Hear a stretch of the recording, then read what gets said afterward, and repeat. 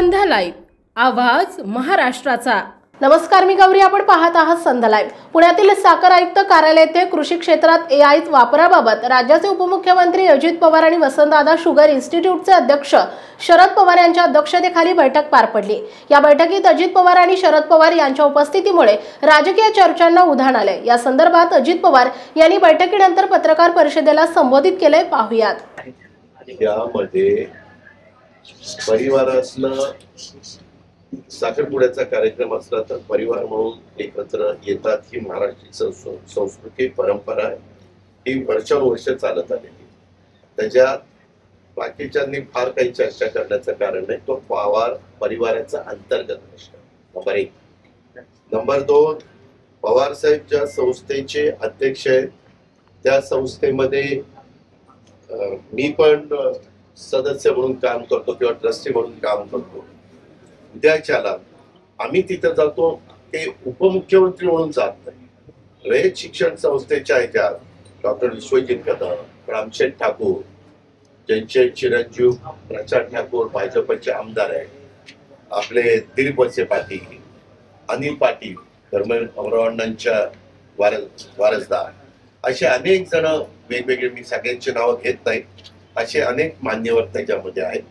त्याच्यावर रयत 4.5 लाख सर्वसामान्य गोरगरिबांच्या मुलांना शिक्षण देणारी संस्था आहे।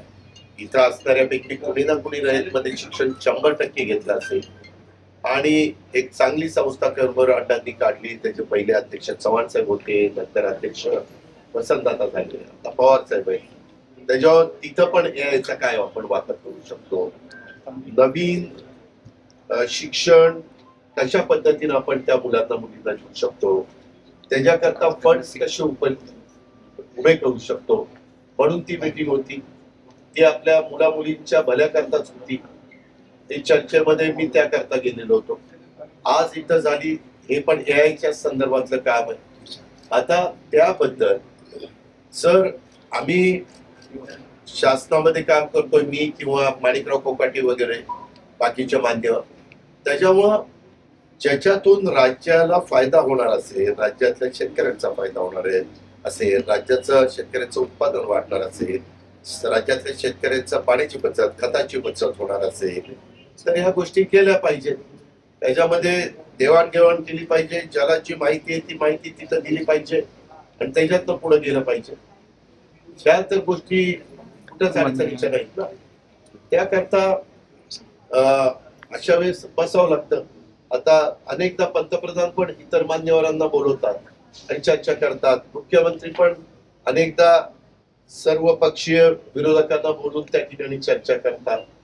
काही विषय असे असतात की ते राजकारणाच्या पलीकडे बघायचे असतात। सगळ्याच गोष्टीत राजकारण आणायचं नसतं।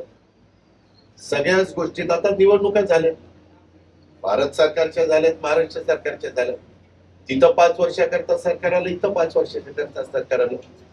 जनतेला काही गोष्टीला आम्ही बांधील आहोत आणि काही शब्द जनतेला दिलेले आणि त्याची पूर्तता करण्याच्या करता अनेकांच्या मध्ये काही अनुभवाच्या बद्दलचे बोल असतील, काहींनी अभ्यास केलेला असेल, काहींचीकडे अधिकची माहिती असेल, तर त्या माहितीची विचाराची देवाणघेवाण, माहितीची देवाणघेवाण करणं हे आपल्या महाराष्ट्राला 1 मेला महाराष्ट्र दिन आहे, कामगार दिन आहे, 65 वर्ष महाराष्ट्राच्या निर्मितीला होत आहेत आणि ते महत्वाचं महाराष्ट्रामध्ये सुसंस्कृतपणा कसा असला पाहिजे हे चव्हाण साहेबांनी आपल्याला शिकवलेलं आहे।